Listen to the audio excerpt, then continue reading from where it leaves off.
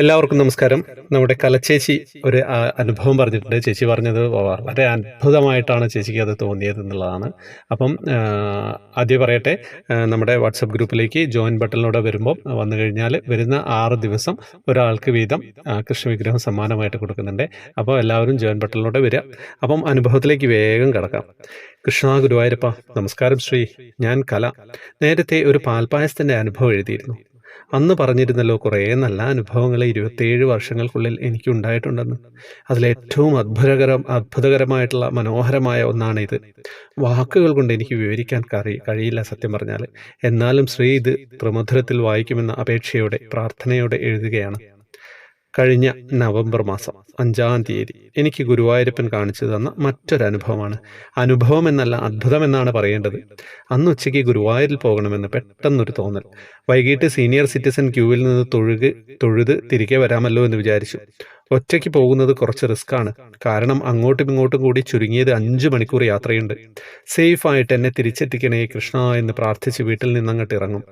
അതിന്നു വരെ ഭഗവാൻ കേട്ടിട്ടുണ്ട്. 3:30 ക്ഷേത്രത്തിലെത്തി. ക്യൂവിൽ നിന്നും പതിവിലും തിരക്ക് അനുഭവപ്പെട്ടു. സമയം വൈകുന്തോറും എനിക്ക് ടെൻഷനും കൂടി. എന്നാലും പ്രാർത്ഥിച്ചുകൊണ്ട് നിന്നു. അങ്ങനെ കുറച്ചു കഴിഞ്ഞപ്പോൾ അകത്തേക്ക് പ്രവേശിക്കാൻ കഴിഞ്ഞു. തിരക്ക് കാരണമായിരിക്കാം ഭക്തരെയെല്ലാം ഇടതുവശത്തു കൂടി തിരിച്ചു വിടുകയാണ്.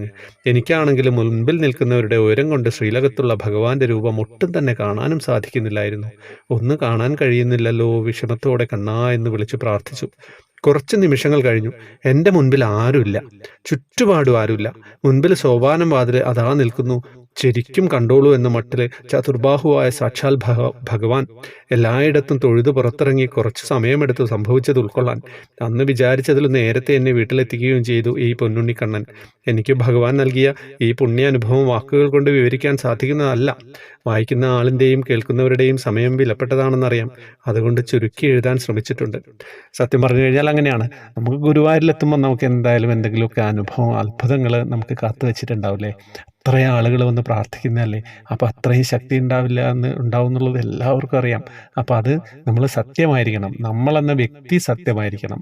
അതാണ് നമ്മളിൽ യാതൊരു കളവില്ലാതിരിക്കുക, സത്യമായിട്ട് ജീവിക്കുക, മറ്റുള്ളവർക്ക് ദോഷങ്ങളൊന്നും വരരുതേ എന്ന് വരുത്താതെ പ്രാർത്ഥിച്ചുകൊണ്ട് മുന്നോട്ട് പോകുന്ന ആളുകൾക്ക് മാത്രം പ്രാപ്യമാവുന്ന ഒന്നാണ് ഭഗവാൻ എന്നുള്ളത് അല്ലേ. സത്യം. വേറെ വിശേഷങ്ങളൊന്നുമില്ല. പറഞ്ഞതുമാതിരി എല്ലാവർക്കും നല്ലത് വരട്ടെ.